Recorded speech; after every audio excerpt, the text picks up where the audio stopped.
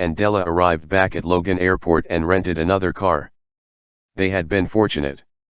They would be going into the same room that they had been staying at before and relaxed as they arrived that Wednesday. Perry knew that Paul wanted to stay home another day with his family, and so he would wait to work with him. Everything was the same at the town and there was no real news.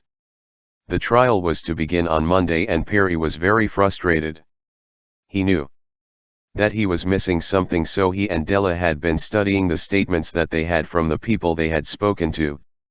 It was too late when they arrived at the hotel to call anyone in the area, and they knew that Carla was at work, so they decided to rest up for a long day at work tomorrow. The plane ride had been a long and monotonous one and they needed to rest. The view from the hotel room was not a very good one. Just down the street was Route 9. Route 9 was a built-up street full of business and construction. There was always something going on the road, they had noticed since they had been there. Framingham was a town of about 60,000 people, and most of the people were professionals. The schools appeared to be good and the homes and neighborhoods for the most part were family-friendly.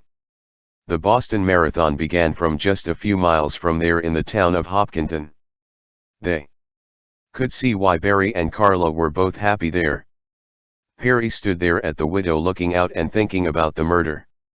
This was not good. The trial was to begin on Monday, and although he had several people as suspects, he was still not sure who the murderer was. Della came up to him and put her arm on his. He looked over at his beautiful wife and smiled. He patted her on the arm and said, "I just don't know about this, Della. Somewhere out there is a murderer and we need to find that person soon." Della cupped his chin in her hand and said, I know. We will figure it out." Perry bent down and kissed her passionately, and then they stood in silence at the window thinking. That night they went to bed very early, for in California time it was only 9 o'clock. Della could hear Perry sleeping and could not sleep. This case was bothering her, so she got up and started looking at some more of the witness statements. She was busy reading when Perry woke up to find himself alone in the bed. He looked over to find Della seated at the desk reading. "Is everything all right?" he asked. "Oh, yes, it's just that it is too early for me. I am a night person and it is only 10 o'clock our time now. I'm sorry that I woke you." And with that she shut the light off and climbed into bed. She put her arm around her husband, and as they cuddled together she was finally able to fall asleep. The next morning Della and Perry got up early and headed out to speak to Jim once again. They had been gone for the past 5 days and hoped that he had something new to tell them. Barry had been working himself on finding out who he thought might have committed the crime, and as a police officer he had an inside view even though he had not been allowed to work on the case. As they pulled into the street where the Drews lived, Perry and Della parked in the front of the home. Carla was at home and seated outside on the front porch. She went in the door and called to Barry and Jim, and the two men came right out. Della and Perry took a seat on the outside couch and leaned back to listen to what had been happening since they had left. Barry was very worried for his brother and the lack of sleep showed in his face. He trusted his good friend Perry, but there had been nothing really too new in the case since Perry and Della had left. They had been keeping an eye on some of the suspects in their spare time, but nothing had happened while they had been watching them. Perry and Della had been looking into Blake Tanner when they had left. He had been the one to find Donna dead, and he did have a good reason to murder her if she had called Jim that day to tell him that she wanted him back. He had a reputation as a rough character and had been in several fights during his young life. He had been charged and paid a fine for an assault on a woman 3 years ago. Perry thought that he and Della should go out and meet with the woman. She was now married and it had taken some looking, but Barry had found her name and address. Della gave her a call and she agreed to speak with her and Perry if they could come right over. She was to go at work at 12 and it was already 10 o'clock. Della and Perry headed to her home, which was located in the town of Natick. As they pulled into the tree-lined street, they saw the home where Amanda Brighton now lived. It was a small cape with a two-car garage. The house was well kept and the car in the driveway was a new Honda. She was doing all right for herself, he thought. As they pulled up in front of the house, Amanda met them at the front door. She was a young lady in her early 20s and she welcomed them into her large living room. She offered them a cup of coffee, but Della still did not feel good around it. They politely said no and took their seats on the comfortable couch. Amanda spoke quietly when she talked about her relationship with Blake. Blake was like a child. When he did not have his way, he could be very violent. One time when I told him that I had other plans, when he asked me out, he threw a rock at my car. We broke up that night, but he called every day, sometimes as many as 10 times, and finally I gave in. Our relationship was all right for a while, but then he pushed me one night when he thought I looked at another man. The last straw was when he got mad at me because I worked one night when he wanted to go to a baseball game. He beat me severely and I ended up in the hospital for 3 days. When he turned his attention to Donna, I felt sorry for her, but he had seemed to have settled down and maybe he was not abusive towards her, she told them. Della was watching her the whole time and thought that perhaps she had not told them everything. She asked her, "Have you heard from Blake lately?" Amanda stopped and looked down. "My husband knows the whole story and has done everything to protect me from Blake. That is why on the day after the murder, when Blake called me, I was surprised. He wanted me to tell the police that I had seen him the day of the murder and I told him no.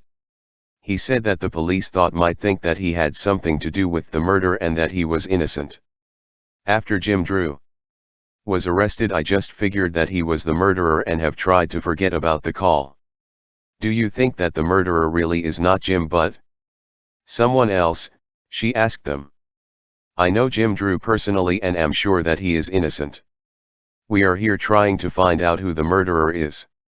Jim is innocent but Donna is dead and someone killed her," he told her. Amanda looked at the two of them seriously and told them, "If I hear anything else I will call you. I hope that what I told you helps you with this case," and with that she let them out of the house. Della and Perry knew that Blake was violent, but they wanted to talk to him again. Why would he want Amanda to lie about where he was on that day? It was now dinner time and Perry was supposed to be meeting with his co-attorney Joe, and Della would go back to Carla's house to talk to Carla and Barry some more. Perry would come back when he was done. As Perry walked into his friend's office, he was met by a middle-aged secretary who announced to his friend that Perry Mason was there. Joe came out and the two men shook hands. Perry took a seat and Joe and he spent the rest of the afternoon going over briefs and notes that had been sent over from the district attorney's office. His friend had done a very good job of sorting everything and Perry brought some of the information back with him when he got back to pick up Della. They were going to be ready for court and to file just a few more motions and get some more subpoenas. They were going to meet at the courthouse at 9 the following morning. Paul was on his way to Boston one more time to see his friends. He was going to be looking into once again the life of Blake and a few other people who had a reason to want Donna dead. He was not sure that the person had gone to the home with the thought of murder. He thought that there might have been an argument and that the murderer had hit her over the head in a fit of rage. That sounded more like something that someone like Blake Tanner would do. Perry had just gotten back to Carla and Barry's home when Paul called. He had arrived at Logan Airport and was on his way. He told him to come on over to Carla and Barry's house and they would make plans for the night. Carla had fixed them a dinner and she said that there was going to plenty for one more person. Della had gone into the kitchen to help Carla with the work while the men talked about the case and tried to come up with some new ideas. The weather was still reasonably warm for those that were from Massachusetts, but Perry was used to the warmer weather, and he was a little chilly out on the porch. As Paul arrived at the house, Della and Carla were just taking the shepherd's pie out of the oven. They had made a large meal for all of them along with a tossed salad. Carla knew that Della was not drinking because of the baby, so she had made some iced tea. When Della looked up, she was glad to see Paul entering the kitchen along with her husband. They were the best of friends and worked together. Between the three of them, she hoped that they would figure out what had happened the day of the murder. Paul was glad to have a good meal before he hit the streets and took over his job once more as investigating the murder. The meal was very good.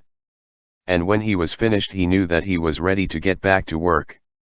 He did not want to stay in this part of the country for too long. His wife, Sue, was almost 6 months pregnant and he didn't like leaving her for so long.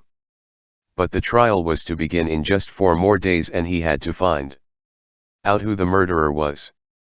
The meal was lively and afterward Della helped Sue with the dishes and the men cleaned up the table and took out the extra leaves that had been added to make room for the guests.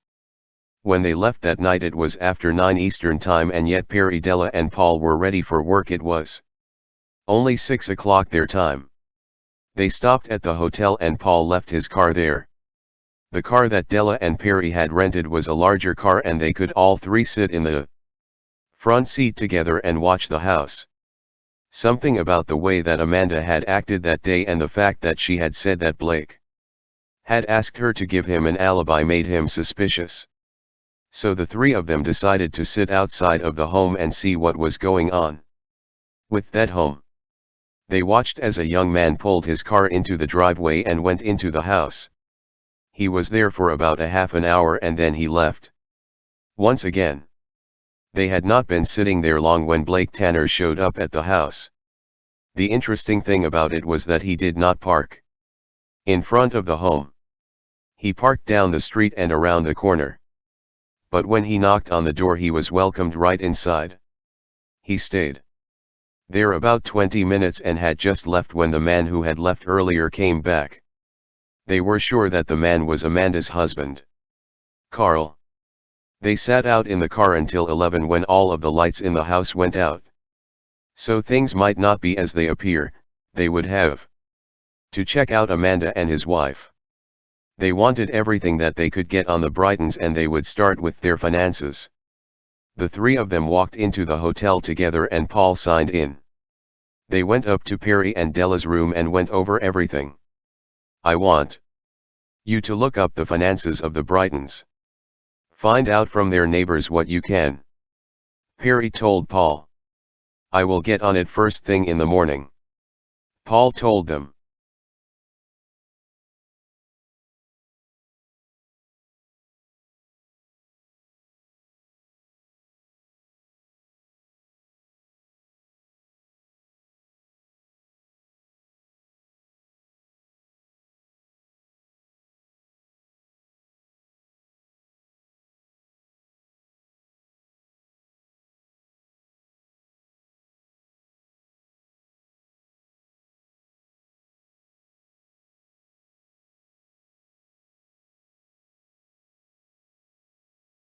Away and Della was able to eat a good breakfast that morning. She could now stand the smell of coffee also, and Perry was thrilled when she told him. He savored his first cup of coffee in almost 6 weeks. Della thought that she would wait until she tried for a few more days. No need to press my luck, she thought to herself.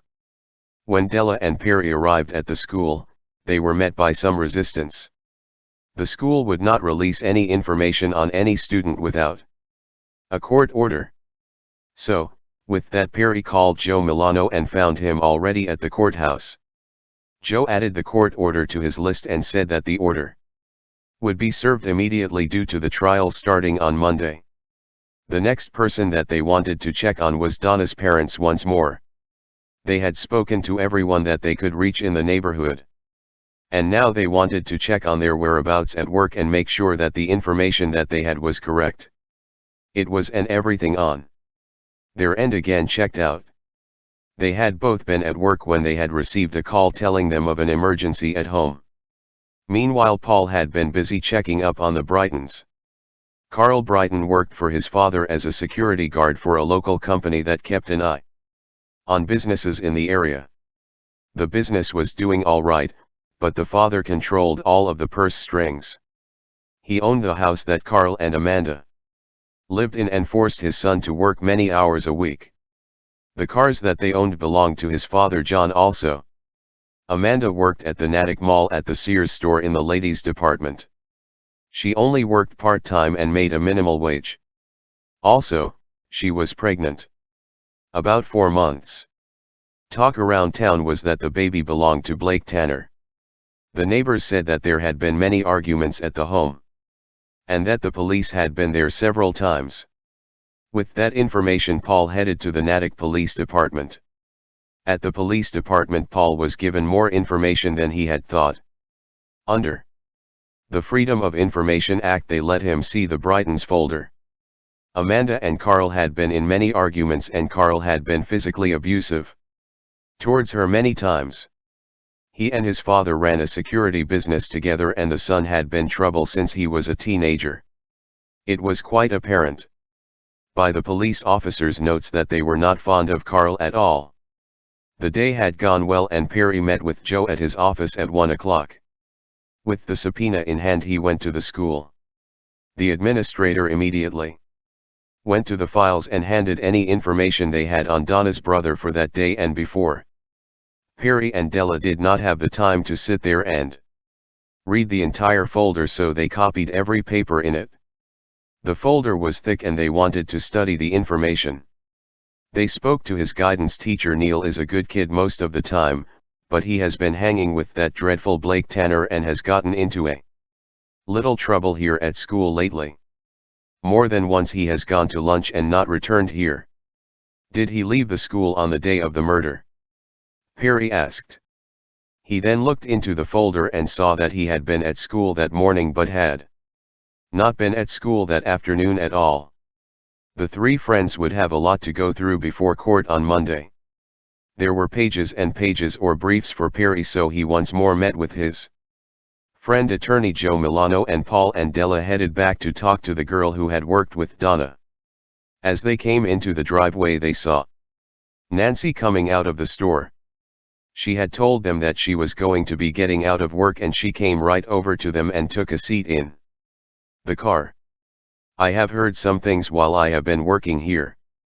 Many of the things that people say are pure rumors, but one of the things that I heard was that her brother had snuck out of school that day and that he should have been home. He is always hanging around with Donna's boyfriend Blake when he should be in school. Blake said that he went by the house, and I wonder if he stopped by or near the house to pick up Neil that day, she told them in a worried tone.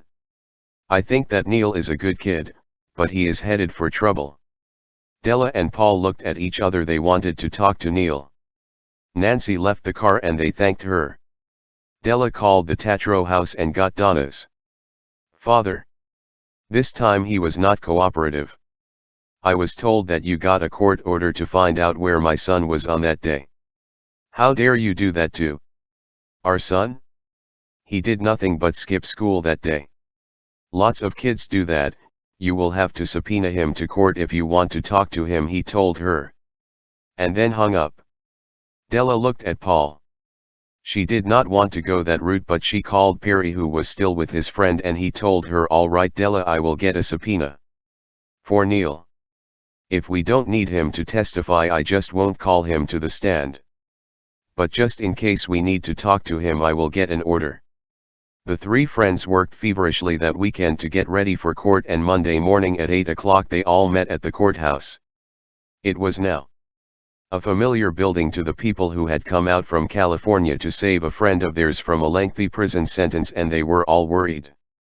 The judge was a man in his 50s who had a reputation for toughness. The opening statements were made, and the first few witnesses were the police and the forensics. There were the fingerprints that had been found on the ashtray and the front and back door. However, Jim smoked and had been at the Tatro home many times. The fingerprints meant nothing according to Perry Mason. Every one of the witnesses that had been subpoenaed had arrived at the court, and some of them had been subpoenaed by the district attorney also. The lady that worked for the district attorney's office was named Sandy Fisher. She had graduated at the top of her class from Harvard Law School and was known as a brilliant attorney. She was smart, knowledgeable, and carried herself very well. To top it off, she was a very nice-looking lady with naturally blonde hair and blue eyes. She made a good impression with the people of the jury, and Perry could tell by their looks. It was when the police detective took the stand that Perry first asked many questions of the man. When you checked the room where the murder was, did you notice any shoe prints? And if you did, whose did you find? The floor had been recently polished, and yes, there were several prints on the floor. The problem was that there were too many for us to get a good print.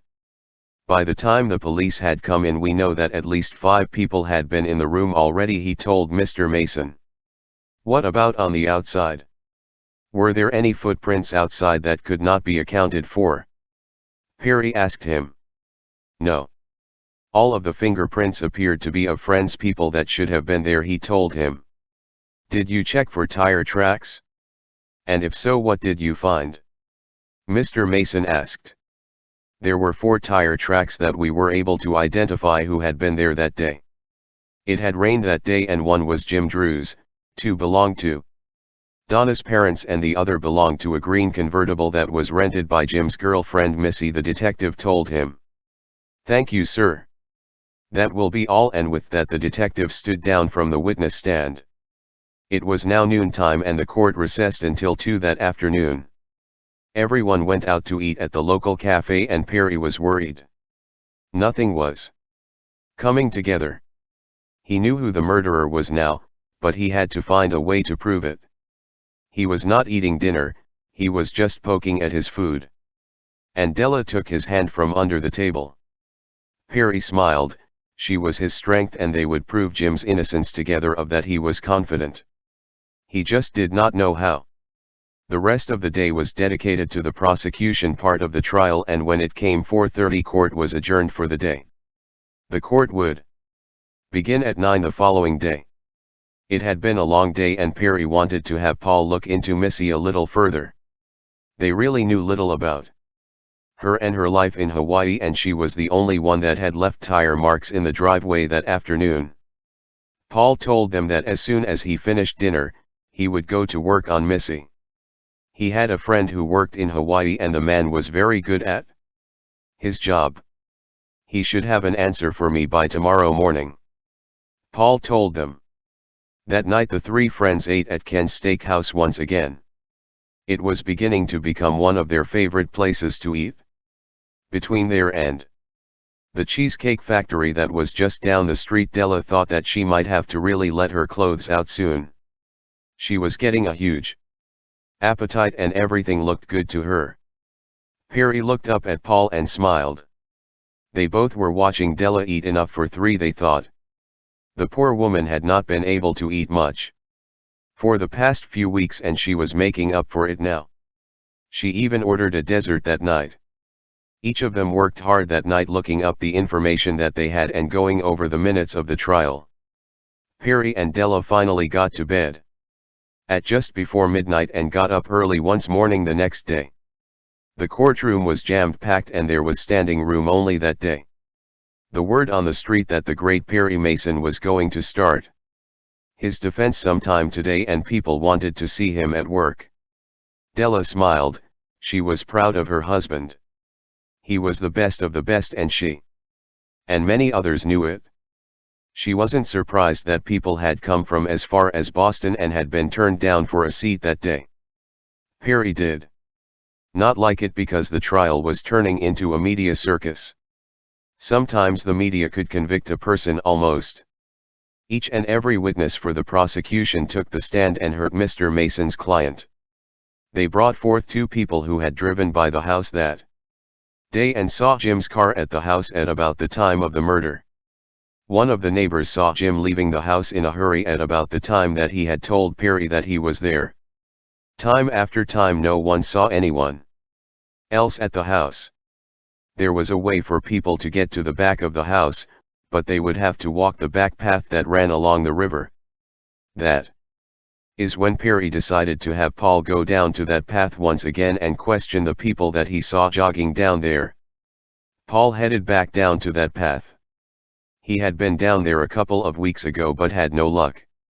This time he would stay right behind the Tatro house, and as he stood there, he saw a group of teenagers walking down the path. He walked over to them and introduced himself. "Do you kids use this lane to walk to school normally?" he asked. "Of course we do. This is the safest way for us to walk. The road out there is dangerous. The cars go fast and the sidewalks are not shoveled half the time. The town keeps this plowed all the time and we can walk right to our homes," one of the girls told him. "Is this the way that Neil Tatro goes?" Paul asked. The teens looked down and then the girl told him yes. "We walked together many times. But on the day of the murder he wasn't at school that afternoon."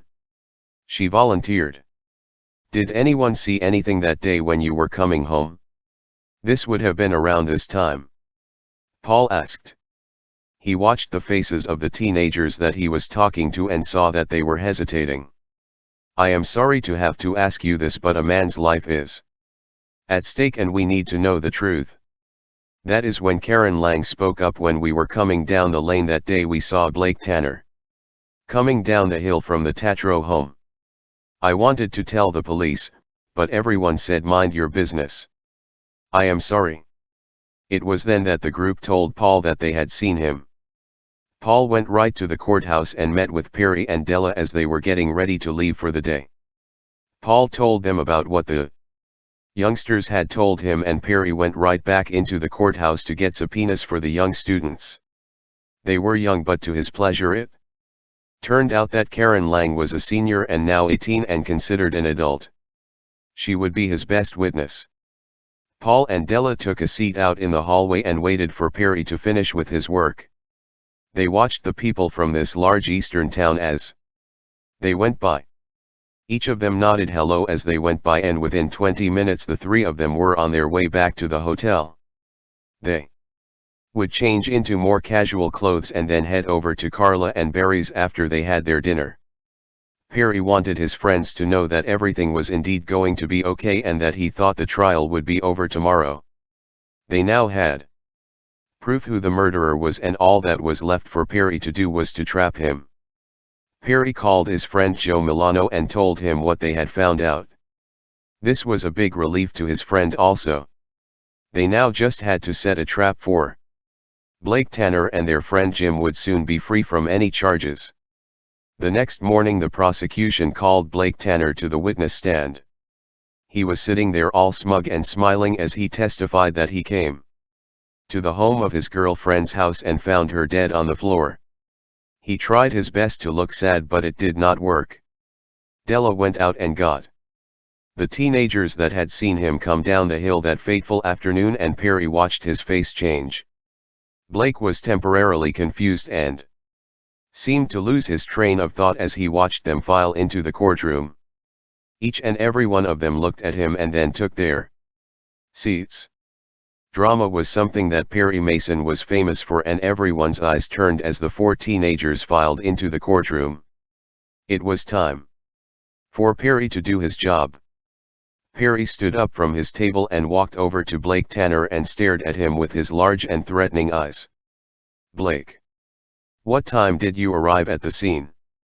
I know that you testified it was after 3:30, but didn't you go there before that?" he demanded. "No, I did not. I saw Jim Drew's car in the driveway and left," Blake testified. "Where did you go?" Perry asked him. "I just drove around for a while and then went by again. This time Jim's car was gone and I went into the house. I knocked and got no answer, but the door was partly ajar. I then walked in and found my girlfriend's body on the floor in the living room," he testified. "Blake, do you know of a jogger's path that runs along the river?" Mr. Mason asked him. For a second Blake looked a bit worried. "Yes. I have witnesses in this room right now that are here to testify that you were seen leaving the Tatro's house as they walked home from school. That was just shortly after 3 that afternoon. Perry told him. This time Blake was sweating and fidgeting in his chair. So what? They have the wrong time. That's all he told him smugly. No, they have the right time. You never said that you went down on the joggers trail that day. I submit that you saw Jim Drew's car in the driveway. And got angry. You parked your car down the street, probably at the small mall down the street, and walked down the joggers trail to the back of the home. I submit that you had an argument with Donna that day. She had told her parents that she wanted to go back with Jim. I think that in a fit of anger you struck Donna over the head with the ashtray. You then saw Jim's car and slipped back out the back of the house. You walked back and got your car. Once Jim left, you went to the home from the front and claimed that you found the body of your girlfriend. Blake looked at him and smiled. She thought that she was just going to leave me. She thought that she could just walk away free. I had done everything for her and she wanted to stop it all. She laughed at me, but now look who is laughing, he told the courtroom. Your Honor, I move to have all charges dropped against the defendant. Perry Mason requested. The district attorney's office concurs, Your Honor. The judge ordered the arrest of Blake Tanner, and their friend Jim Drew was once again a free man. There were lots of congratulations from everyone in the courtroom, and many thanks were given to the friends who had come out from California to help out their friends. That night there was a big celebration dinner at Johnson St, and the 3 friends said goodbye to Jim, Carla and Barry. They promised that they would keep in touch and would be out to see the baby once it was born. That next day the 3 friends boarded the plane back to LA. It was going to be Christmas in 2 weeks and they had lots to do.